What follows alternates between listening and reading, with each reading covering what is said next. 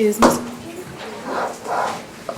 Mr. Clack in here? No, he went out to use the restroom. Okay.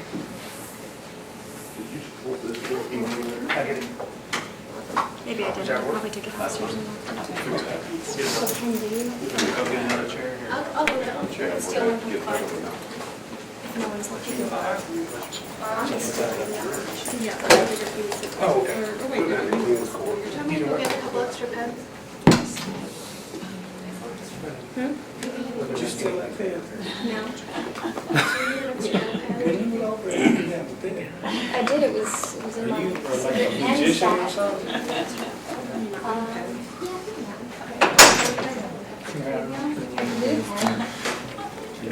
No pen, no prosecution.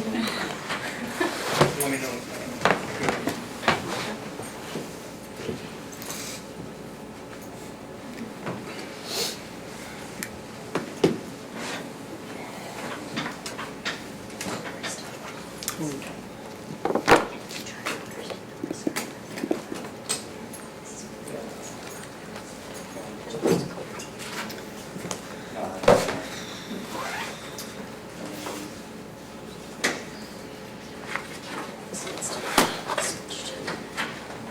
Mr. Clack, come on up, sir, and have a seat with Miss Mudd, please. Yeah, I don't need it quite yet, though. Just leave it here for now. These tables are so.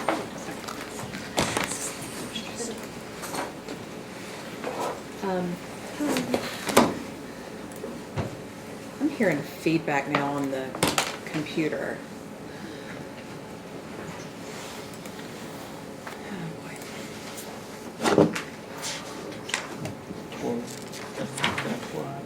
For what? You want to unplug it out of the speakers there? Unplug it. Speaker. Okay. Was that doing anything? No, it's me. I can hear my voice on these speakers up here. Oh. It's really irritating.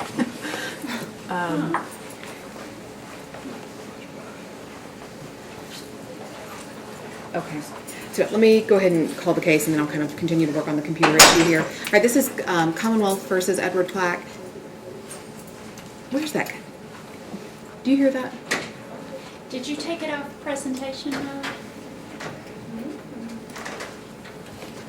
Yes.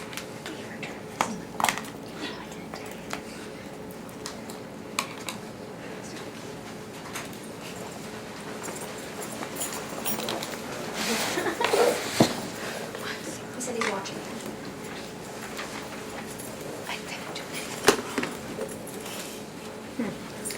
Um,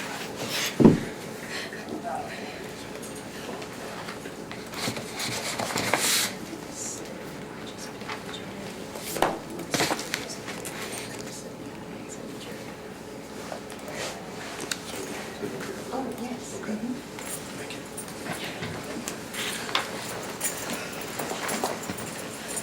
I am the jury. all right.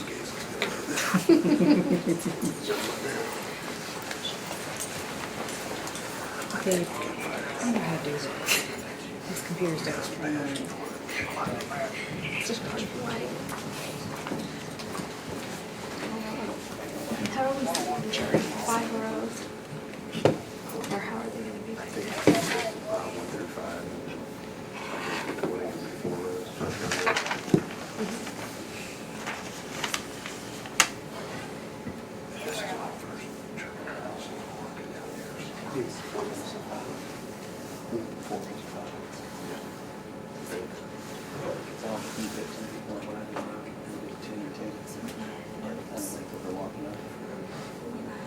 But Mary, do me a favor. Would you go find the computer people on the, I think on the first floor, right behind 104? Could you ask them to come up and just mess with my volume? It shouldn't be hard, but I just don't know how to, I can't figure out how to do it. Thank you. All right, good afternoon. We are on the record in the case of Commonwealth versus Edward Clack. We are here today for a jury trial. Appearances for the record. Victoria borders with the county and city to my right is Ingrid Geisler. All right, good afternoon. Julie Mudd for Mr. Clack. Seated with me is Ryan Shimmerman from the Public Defender's Office. He'll be helping with jury selection, and Mr. Clack is here as well. Okay, good afternoon.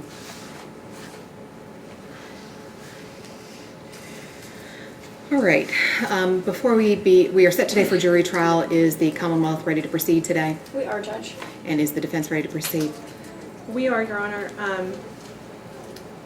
I was gonna, we have a number of things to discuss, but before we get into that, I will be making a separation of witnesses motion, and in all fairness, we do have someone who is, I don't know if she will end up being a witness or not, but she's a potential witness for us.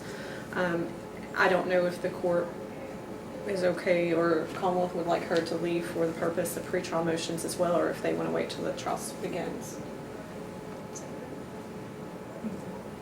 Yes, Judge, we would ask that she leaves for pretrial. Okay, and who are we talking about here? So, Okay, ma'am, I'm sorry. A lot of the trial is interesting, and I know if you have, some role in this or some relationship with any of the people here, it's always interesting to be, present when things are going on. But unfortunately, since things could be discussed during these pretrial motions that could affect your testimony, we will need to excuse you and along with everybody, all the other witnesses during this portion of the trial as well. So just have a seat outside the courtroom, and then Ms. Mudd will call you if and when you're needed.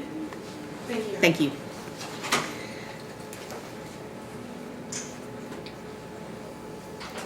Okay, with respect to pretrial motions then, Ms. Borders? Judge, there's been an issue that's come up. It's my understanding that the defense is going to ask for, I guess, a separation of the cases. I guess it would be my motion today for a joinder. I know you've not been involved with this case since the beginning, but since day one in this case, it has actually been the defendant's motion to join the two trials. So Mr. Clack has been charged with two different charges. One is an assault for a DV. He was arrested, taken into custody. As soon as he was released from custody, the incident that he was arrested for the violations, that he went back to the house within 24 hours. Like I said, it has been his motion for a joinder of these cases. It has been my understanding from the very beginning of this case that we will be going forward on both of these incidents today. And so I think at this point, this is something that probably should have been addressed a long, long time ago. My victim is present. She has driven up from Florida. This is I think the second or third time that we've had this case set for trial. The last time it was set for trial, she flew from Florida, and then the case ended up getting continued because of Judge Haney's schedule. And so this has been an extreme burden for her to have to come up and do this yet again. I think to make her come a third time would be extremely an extreme inconvenience for her and a serious problem. The facts of these cases are very much intertwined. Like I just stated, he was arrested for an assault for DV, went to jail, was served with his EPO, got out of jail, and then promptly violated the order. So if these cases are separated, it doesn't make a ton of sense to me because the facts are so intertwined. The basis for her EPO was the assault for DV allegations. I think for judicial economy, and seeing as this has been going on for almost 2 years, with his motion to join, I think that at this point, it's only appropriate for us to join these two cases together and to hear them today. Thank you. Ms. Mudd? Your Honor, I understand Ms. Borders brings up a motion for a joinder. I never filed a motion for a joinder. I am unaware if Mr. Clack filed that pro se at some point. There was a period of time where he was filing his own motions before he was represented, and I think he even filed a few after he was represented, but we've never had a FREDA hearing. If there is a motion that has been filed for a joinder, I didn't make that motion. I don't know of the motion having been made. Now, I know that there was some discussion, and I had conveyed to Ms. Borders at one time that I thought that we should do separate trials, and that was what I was going to advise Mr. Clack, but that we weren't quite on the same page with that, so I wasn't sure. But I think that these were separate cases. They are separate cases. They're two different case jackets. They happened on different days, and I think that I didn't have any kind of burden to make a motion to sever because they were severed and they were never joined. So it wasn't like these were both charged on the same case. There's two different case jackets. They were never joined. As far as I know, there was never actually any motion to join them. Now, like I said, I may be wrong about that. Maybe Mr. Clack filed that. I'm not aware of that. Do you want to briefly respond to that? Did he file a written motion, or was it just kind of discussed informally the whole I think it's been time? discussed multiple times, Judge, and to be quite frank, there was a different prosecutor on this case before me, and there's been many, many, many pro se motions filed, and so I don't have that physical motion in front of me, but again, this has been our understanding from day one that we were going forward on both these trials today. The first I've heard about a possible separation was yesterday. Well, and I think disagree. I know that I have said before that I wanted separate trials. And I know that Mr. Clack hasn't always been on that same page as far as wanting separate, and he understands that there needs to be a FREDA hearing if he's to make any arguments on his own over here, and there's not been that. But, you know, I do think that it's appropriate for, I mean, I don't think it is appropriate for joinder, and the reason is partially because of the nature of the second offense, which is the violation of the EPO. The EPO was issued, he was, you know, I think that their case will be that he was served in jail with the EPO. The fact that the EPO was issued at all seems to lend credibility to the first case, which is the assault case. So he's charged with domestic assault based on the facts of the domestic assault allegation. Ms. Patrick went and got an EPO. It was signed by a commissioner. It was served allegedly on Mr. Clack while he was in custody.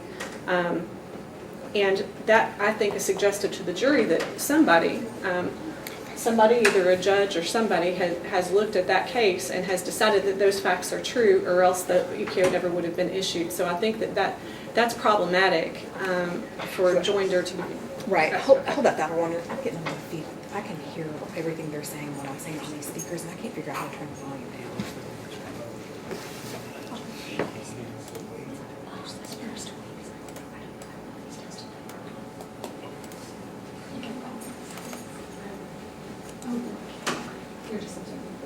We just want to make sure that there's no.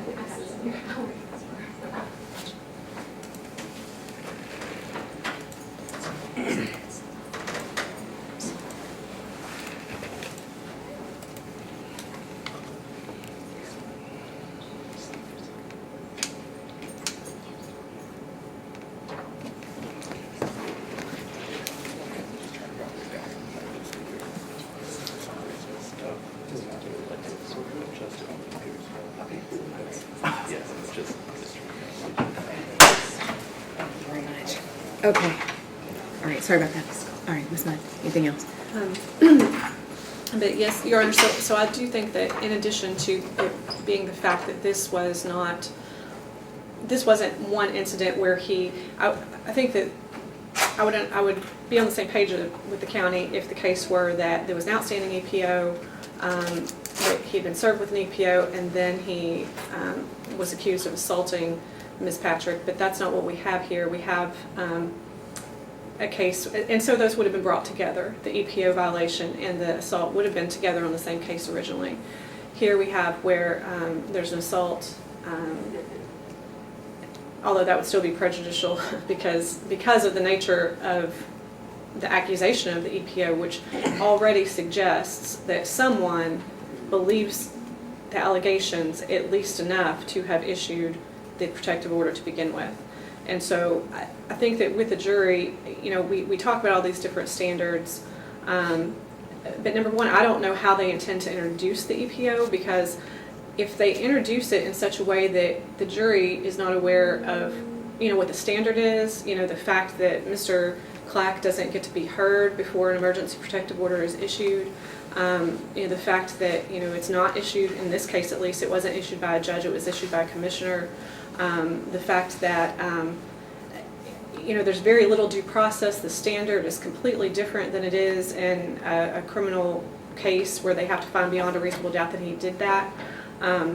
So it's just two different standards, and I think that to present both of them at the same time to the jury is to lend credibility to the testimony of Ms. Patrick, when perhaps that credibility is undue, because just because the commissioner issued an EPO based on the allegations doesn't mean those are true or that they were even found beyond a reasonable doubt to be true. This commissioner looks like he signed it electronically. It wasn't someone who actually even met with Ms. Patrick. I don't see anything that suggests that that would be something that a jury could really separate in their mind, and it's almost like telling the jury someone else believes that this happened the way that Ms. Patrick says it did. All right. Any response to that last piece, and then? No, Judge. Okay. So with respect to whether the case should be joined for the purposes of trial, This seems, at least from what I've read through and listened to here today, to be a continuing course of conduct over these 2 days. It's my understanding that these will be all the same witnesses except for one additional witness, which is the police witness for the violation of the EPO. In, I think, fairness to the prosecuting witness is appropriate, but that's not the overlying concern here. But it does go into the decision, and with respect to whether it's prejudicial on the that someone had granted the EPO, I just don't think that it is unduly prejudicial. And in fact, the standard for taking a criminal charge isn't beyond a reasonable doubt. I mean, it's just what the police think happened. So anyway, so the motion to join the cases for the purpose of trial, because I think that everybody has been operating for 2 years under the assumption that these would be joined for the purposes of trial, is granted. All right. And then with respect to, do you have your 404B motion next? I do, Judge. And I've had the opportunity to review that. I just don't know where I put it. Yes, Your Honor. Oh, there it is. As for Okay. the 404B, and I did just receive this recently. Let me find that one.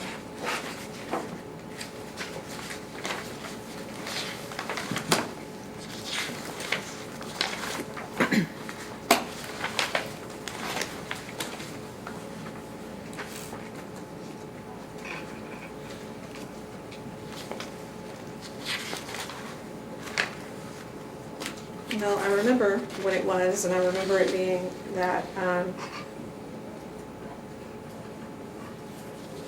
think this is it. I remember it being that they want to introduce the testimony of a police officer who would who spoke with Mr. Clack sometime after the service of the EPO and told him that he was not allowed to be there. I don't know that that's an act by Mr. Clack. I can't really. I would object to, and again, this goes to how it's introduced. I would object to. I think that there is a body cam that shows a conversation between a police officer and Mr. Clack. I would object, obviously, to that body cam just being played for the jury. And I think this was, according to Judge Haney, we've had this conversation that you all had a suppression hearing about all this. All that comes in up until the time of the arrest. Is that correct? This is a separate incident. So the suppression hearing was in regards to the assault, the evening of the assault, Okay. Or the alleged assault on the 16th of October. So the evening of the 16th of October, the police are called, they come out, they end up arresting Mr. Clack. He goes to jail. While in jail overnight, he is allegedly served with an EPO order, and he is then released that morning. And then sometime during that day, before he's alleged to have gone to Miss Patrick's house, sometime during that day, he had actually called the police. He called 911 to say, I need to get my things. I don't want to go up in there with her there. I would like to retrieve my items. Mm-hmm. So the police respond to that. They come out. They end up getting 3 items for him. And then there's some explanation, there's some discussion between Mr. Clack and the police officer. And some of that entails the police officer saying, you need to read your paperwork. I don't know what the paperwork says. You need to read your paperwork, but I don't want to have to arrest you, that sort of stuff. Mm-hmm. I think that there could be an appropriate use for that. I don't think, and so this wasn't the subject of any kind of suppression motion. The suppression motion was Mr. Clack's statement the evening before to a police officer that was on body cam. This particular part, like I said, I would object depending on how it was used. Obviously, we would have a confrontation clause issue and a hearsay issue if they just try to play the video. Okay, do you want to just respond briefly? How do you intend to introduce the evidence? Judge, I was going to have the officer testify, and the purpose for his testimony is to prove, under 404B1, to prove the defendant's knowledge of the EPO and absence of mistake. Part of what I anticipate the defense may be is that he's going to take the stand, maybe prove that it was accidental or that he didn't know perhaps the terms of the EPO. I think this falls pretty squarely within a 404B. that it should be admitted because he specifically told the officer he was aware that there was an EPO in place. The officer did reiterate to him the terms of the EPO and specifically stated to him multiple times, you need to leave and you cannot come back or you may be arrested. And so I think that goes specific, like I said, to his knowledge of the EPO. It wasn't a mistake when he came back to the house. Within a few hours of having left that officer, he then returned to the home and was eventually arrested for the violation of the protective order. So for that limited purpose, I think that should be allowed into the trial. And so I guess in that respect, it would depend on whether they intended to introduce that in their case in chief or in rebuttal. If Mr. Clack were to say testify, he had no idea that there was a protective order, I think perhaps that would be appropriate for them to bring that witness in rebuttal. I would object to them calling that in their case in chief in that until knowledge is put into question, I don't know that there is cause to have that person to testify. I think it could be duplicative and just the same as what they're already intending to present. The nature of the conversation, I do take some issue with, just in that he did say, you know, if you come back, I might have to arrest you. You need to read your... He was making it very clear, I think, in his statements, the police officer was, that he doesn't know what's in the paperwork, that Mr. Clack needs to read the paperwork. He asked, and it's really difficult to hear anything Mr. Clack says, actually. So I don't know that that would even be a suppression of the statement, because I'm not sure that anything that Mr. Clack said could be heard. Now, I guess there's a question, there was an officer present, and perhaps the officer knew what he was saying or what Mr. Clack's responses were, and that's a different question. But I do think that there is some discrepancy, even though he did say he could be arrested if he comes back. He was also emphasizing, you know, do what the paperwork says, read your paperwork, I don't know what the paperwork says, that sort of thing. So. Okay, thank you. I think this really does, I agree. I think it squarely falls within what is appropriate to show that there was knowledge and absence of mistake, and so I think it's appropriate, and I don't think it has to be called as rebuttal. It can be called in the case in chief, or introduced in the case in chief. All right, anything else from the Commonwealth? Judge, just very briefly, this case has been going on for quite some time, so I do just want to kind of clarify at this point that the defendant is going forward with defense counsel. He is not pro se. That has been an issue every time we have a hearing in this case, so I just wanted to kind of make sure that that is on the record, to my understanding, that he is, like I said, represented by counsel today. All right, anything in response to that? No, that's my understanding as well, Your Honor. Okay, very good. All right, Ms. Mudd, on behalf of Mr. Clack.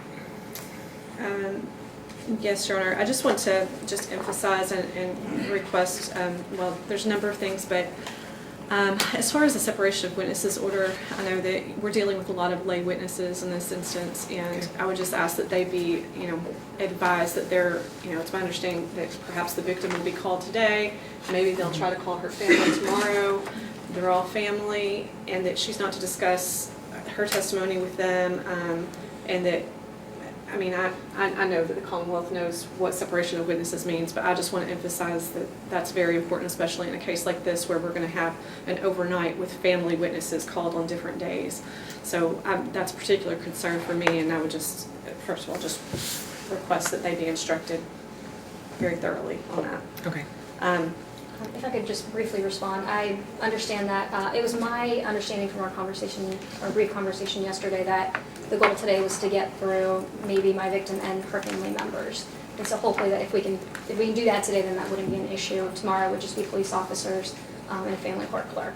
So we would not have that issue if we can get it done today. So. Okay. Okay. But even in between witnesses, I thought it was just victim today, but that's fine. I mean, I thought it was victim today as well. Sorry, I thought I told you victim and then maybe the victim's mother. No, but I may have a third witness. if we're good on time, Okay. let's just keep on going. Okay. So I'm Thank you. fine with that. Okay. And then the next, back to what we were talking about with my concern with trying the EPO together with the assault. I guess my request is for a limiting instruction in regards to the EPO, and I'm not sure when it would be appropriate to give that or when I'm asking for that to be given.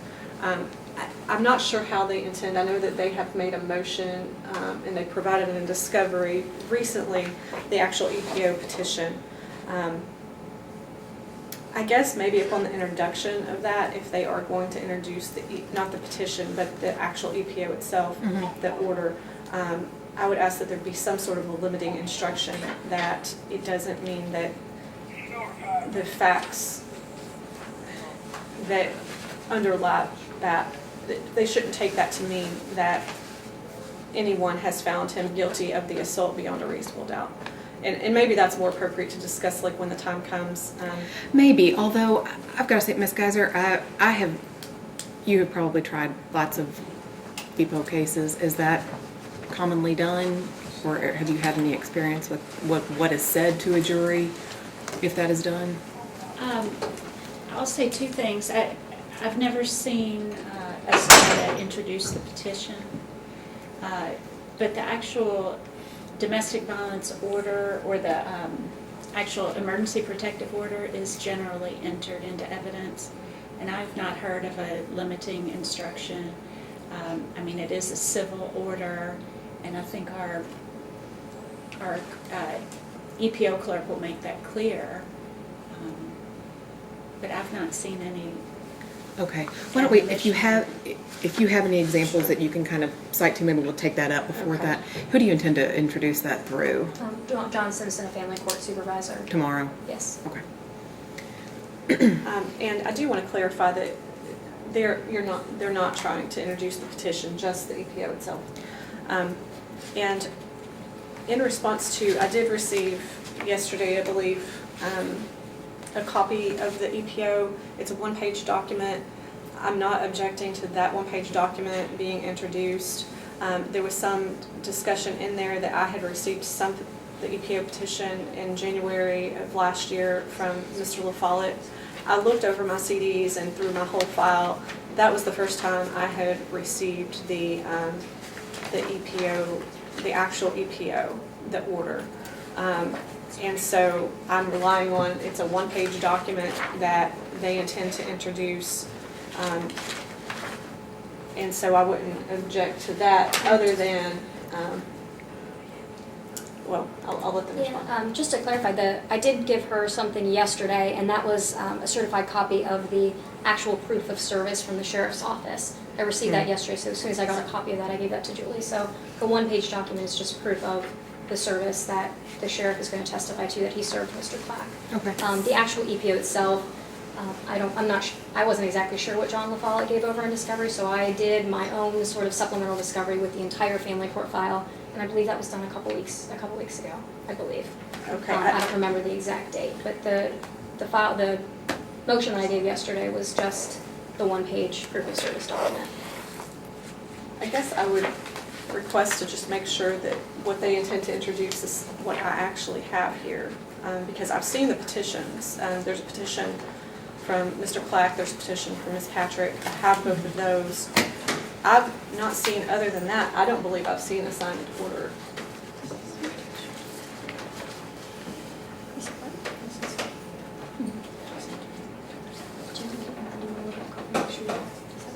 Yeah, it's like, I know I filed February 26th is when I filed a supplement where I included everything from the family court file. So it should be included in that. It's in here. It should be certified copies, but yes. So I can while look through- while you're looking for that, I'm going to have the sheriffs go ahead and get the jury and have them kind of waiting outside. Okay, so basically when you get up here, you're going to have a list. Stay with me. You're going to also bring this up. We're going to give you some That's stuff. on this. One's her, one for me. And it might- And so just bring that back with you. And then you're going to have badges that have long numbers on them. You just line them 1 through 20 and then hand them their cards as they walk in. And when they walk in, let's do like 1 through 5, 6 through 10, so on. So you have 4 rows. But don't bring them in here right away. Just have them seated out there for the time being, and then come in and let me know that they're here. And then we take them for admission. Their names are on there too. So like, number 1, all right, you're great. You get do you know where your floor is? Yeah. Second floor. Yeah. Thank you. Oh, you know what, Tom? I think I also wrote the case number down wrong, and she may need to. So, Ms. Borders, is the case number on here? I think you typed 18 at the top of this motion. Is it supposed to be a 16? They're both 16s. So I write an 18? Yeah. Oh, that's On the 404B motion, it's correct. So it should be, tell me the two case numbers for jury pool, please. So 16M 16171 and 16M 16098. Okay, thank you. Okay, so is everybody kind of on the same page of what we're trying to introduce here? Yes, Your Honor, I think I do understand now what they're trying to introduce. Okay. And this was filed on the,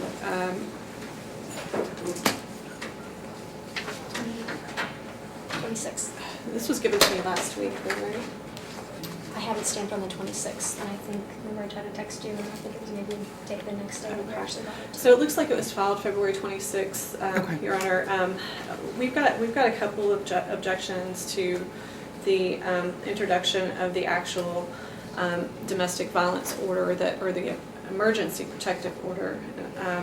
And one of those is late notice. I mean, I do, like as Ms. Borders pointed out, this has been going on quite some time, since 2016. She recently, within the last couple of weeks, did hand me the stack of paperwork from the family court file, including, among other things, a copy of the emergency protective order. But in addition to that, Mr. Clack, I believe, had filed his own motion not too long ago, and I had told him, and I am at this point objecting to the introduction of the emergency protective order based on the fact that there is an incorrect date in Ms. Patrick's narrative, and with that being the case, he does believe that there is fault with the actual petition, meaning that once that was signed by the commissioner in the case, that was something that was not accurate, and therefore the signature of the EPO was based on information that was incorrect. And so it would be our motion to exclude the emergency protective order from evidence in this case. Thank you. Ms. Borders? Judge, and we do intend to introduce the EPO. That is an essential element to prove a veto to the jury. They need to take a look at that to be able to see the terms of the order and to know what Mr. Clack was ordered to do and what not to do. I believe there may be an incorrect date in the petitioner's statement, but I think that that's something that she can be cross-examined on, and we can clarify with her. I don't think that means that that piece of evidence should be excluded. And in addition, we are not planning on admitting the petition, we're planning on admitting the EPO itself, and those are two separate pleadings. All right. Yeah, I mean, whether there was an inaccurate date or not, I mean, I agree. She can be cross-examined on that, and that's kind of beside the fact because it was signed, and so that's the big deal is violating a court order.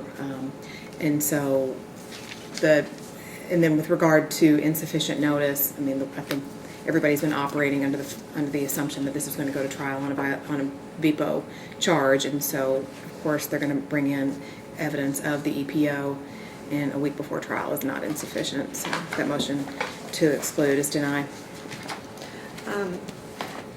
There's a few smaller motions in limine I would make.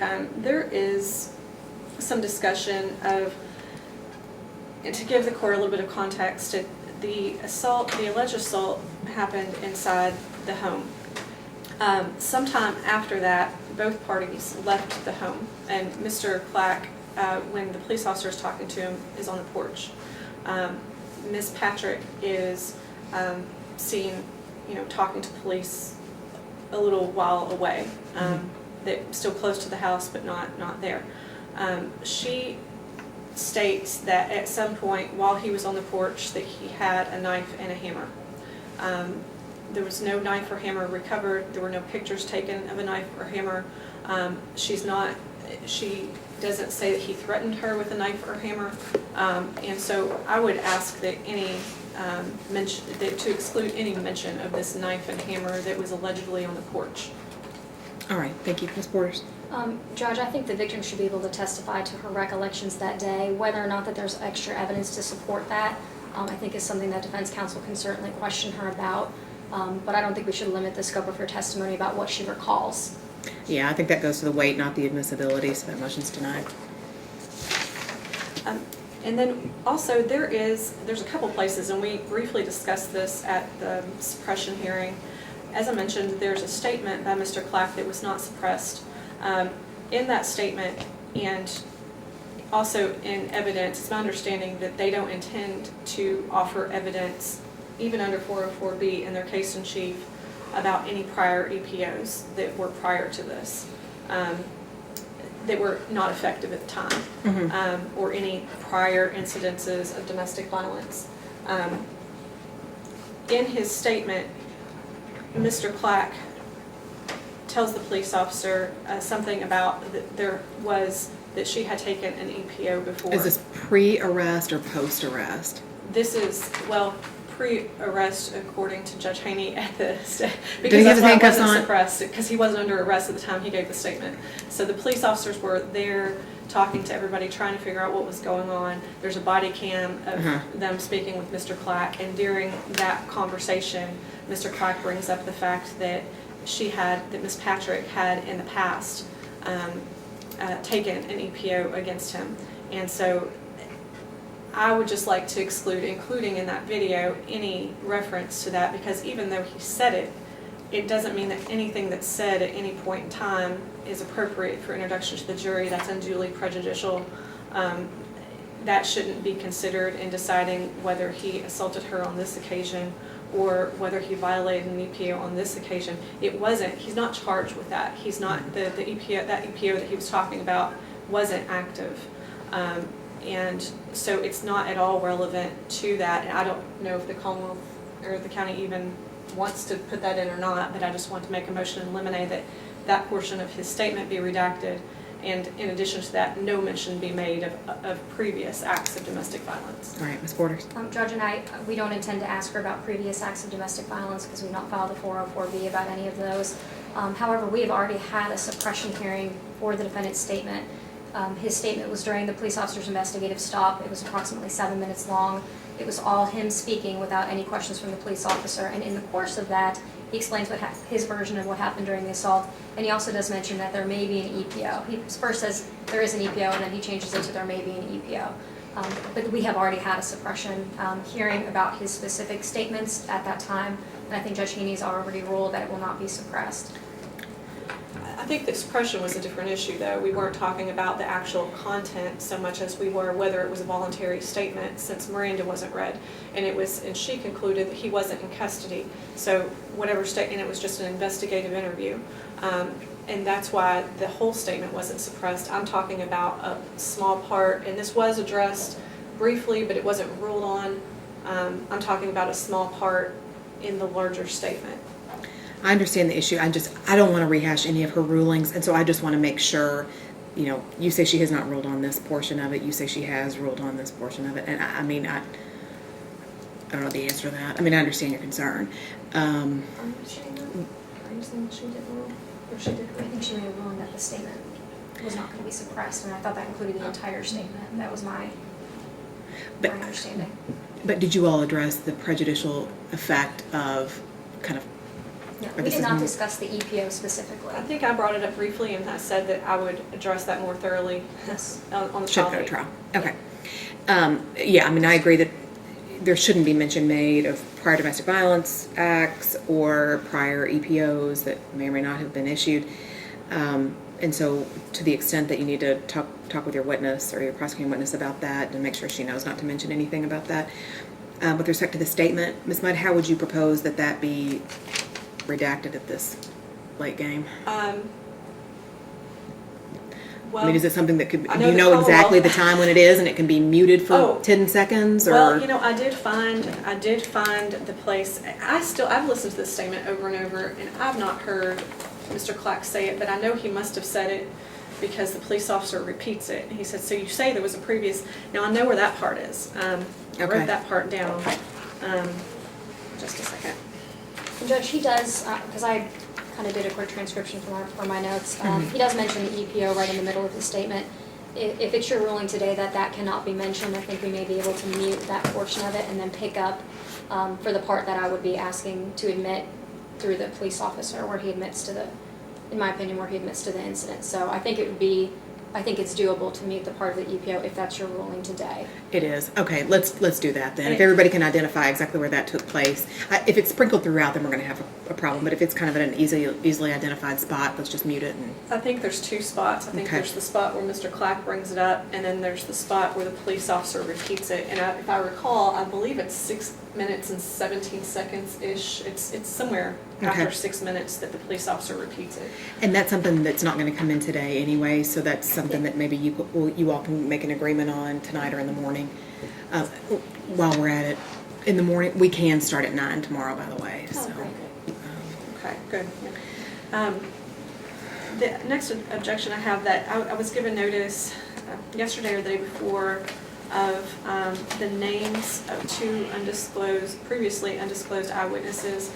Although they are seen on body cam, and I had that body cam, I did not have their names, and so I would object to previously unnamed eyewitnesses being called to testify. Judge, and I did file a supplement yesterday with two eyewitnesses' names. Discovery was provided to the defendant back in July 12th of 2017. The two people that I was planning on call today were both included in the police report and the body cam. So I don't think it's any surprise to the defendant that I might be calling these two individuals. and who are they? It is the victim's mother and the victim's sister. They were both present during the violation of the protective order. Okay. And when you say this case had last been continued when the prosecuting witness flew in from Florida, It were was you con- on the case at that time, or was Mr. LaFollette? I was on the case at the time, and it was continued prior to the actual court date. We didn't continue it the day of trial. I think I'm not sure the exact date that we ended up. Haney told us that Judge Haney, told us that we were going to need to continue it, but my victim had already gotten her plane ticket and ended up coming up anyway. Okay. I guess then that it leads to my question of how was this not kind of identified that it needed to have been done previously? And Judge, quite honestly, I didn't know if they were going to be able to come. I didn't know anything about it, and this was just something that I spoke with the victim very recently and realized that they may be able to come to court. And I didn't think it would be a problem given the fact that, again, that this was no surprise that they both gave statements on the body cam to the police officer. I believe, and I could be wrong, but I believe the victim's mother was included in the actually she was included on the police report as well. So the mother was on the police report, but the sister, you said I can verify just in Okay. case.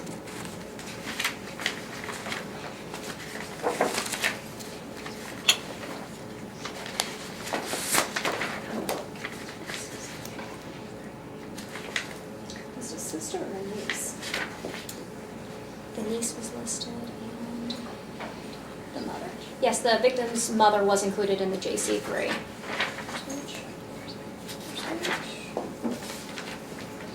Police officers. Where, her actual name?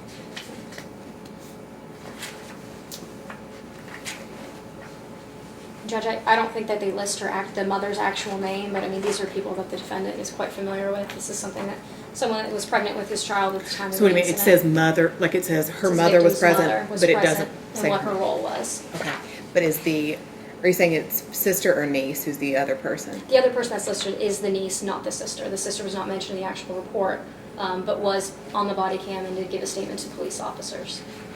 And was that statement provided at any point? It was. The Okay. body cam would have been provided back in discovery of July 12th of 2017. All right, then with that, I don't think that there's any unfair surprise here, and so I'll allow the witnesses to testify. And both of them, yeah. Yes.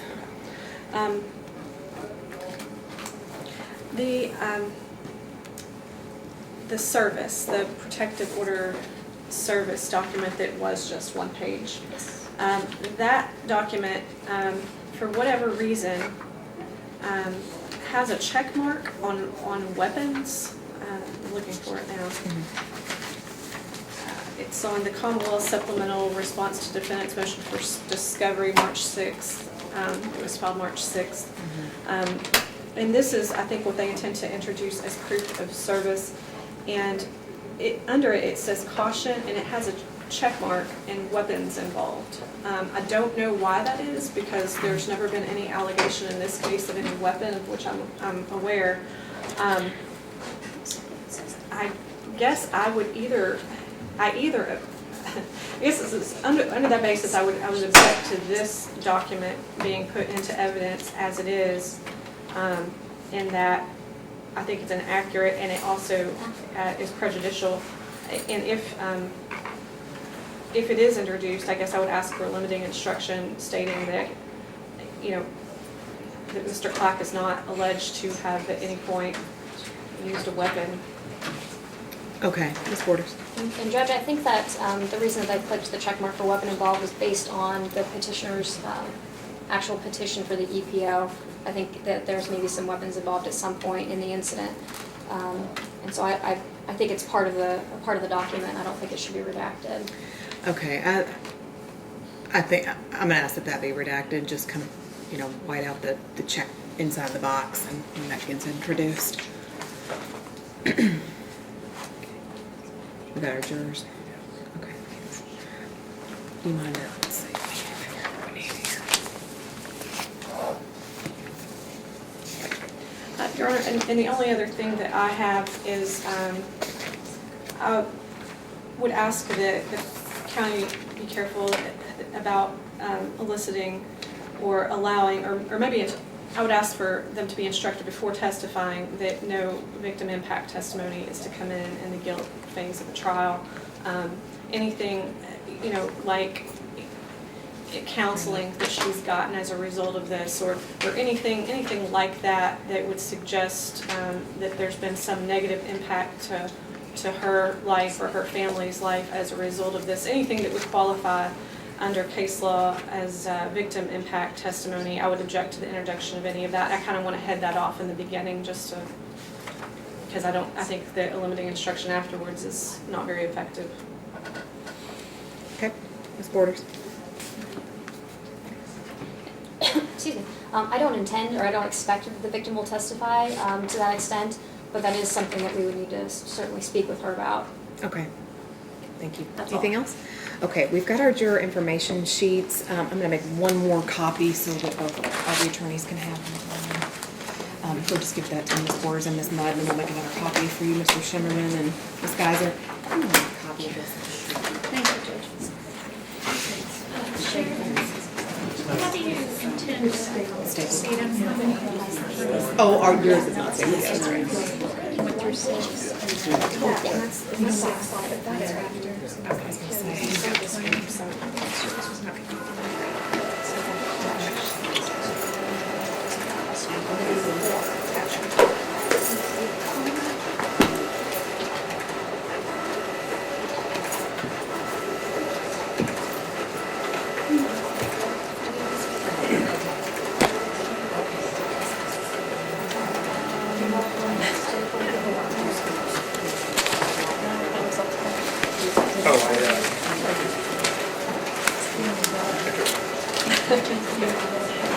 That's yours. You do that.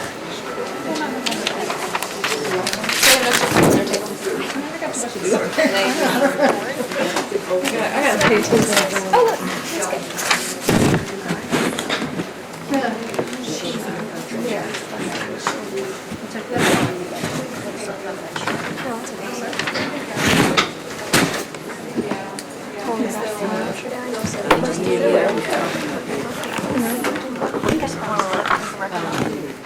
Don't. She's got the record on that. Okay. Thank you. And it's not safe. Okay. We're good.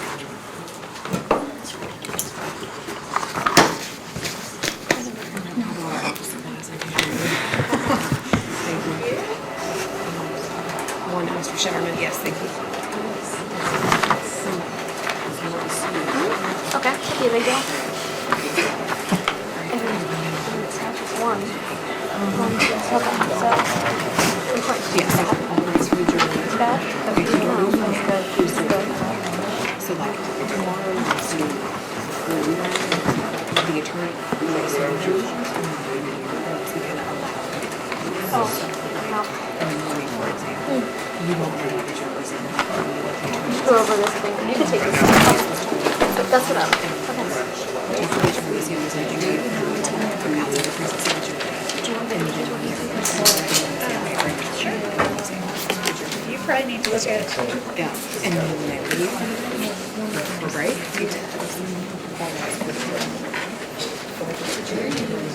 and then they can see each other, that's okay, but they can just talk to us. Thank you.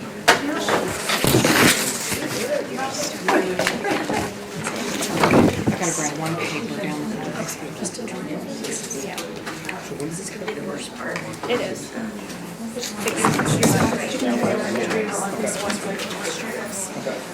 Okay. In through this, like down here, there is this little bookshelf.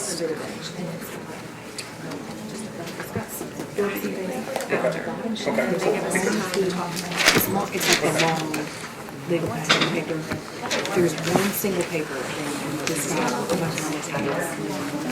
And it says something like jury and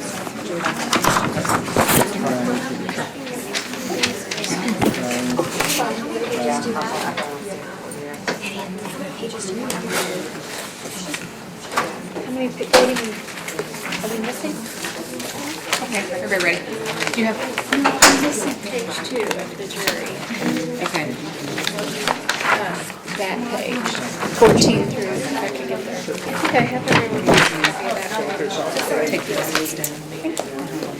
You want to take your other paper? I'm afraid it's going to get messed up. Let's just go that way. So I think we ended up with an extra.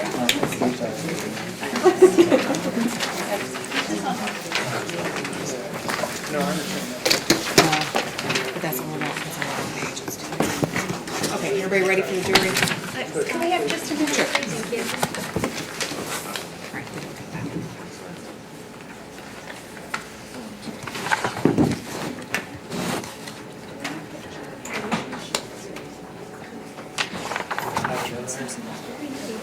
Oh, hang on.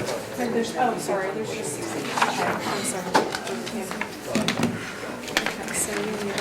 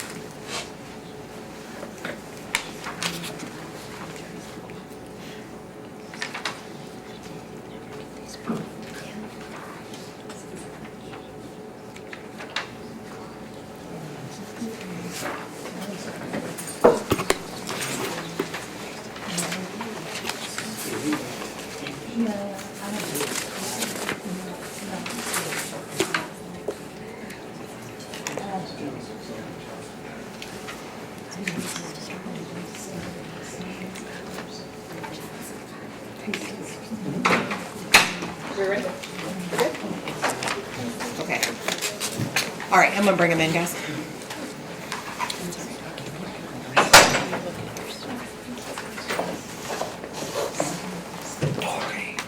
your phone on silent? Mr. Clack,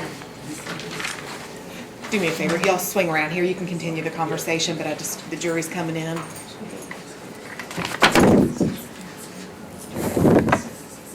Yeah, I'm not sure right now.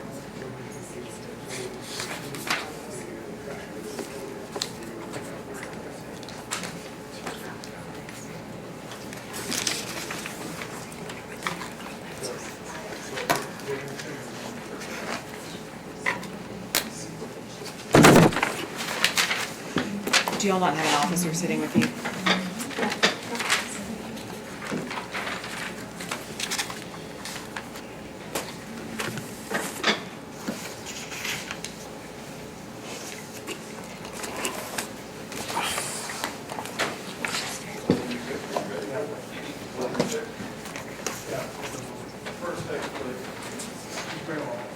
All rise for the jury.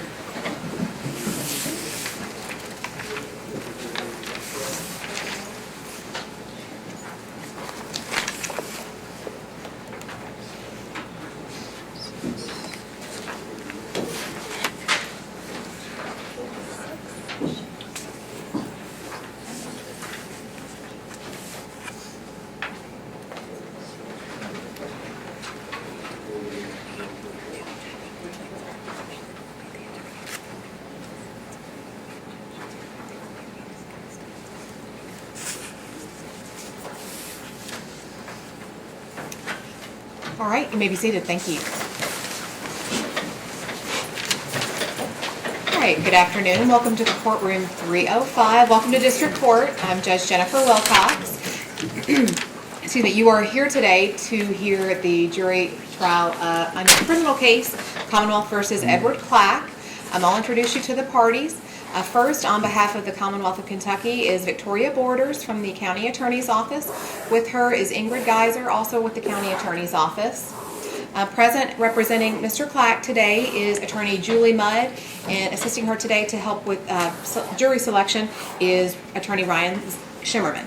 Excuse me. They are also present with Mr. Clack today, and Mr. Clack is present right here at the end of the table. Does anyone know any of these folks? Okay, great. Right now is the portion of the trial called voir dire, and that's the part where we try to pick the jury that is best to hear this particular case. And so the most important thing that you can do at this point is just give true and honest answers so that the attorneys can make some selections and just help us pick the best jury for this case. If you would please raise your right hand. Do you swear that you will give honest answers, listen to all the questions from the attorneys, and then just make sure that you respond to everything as appropriate? Thank you.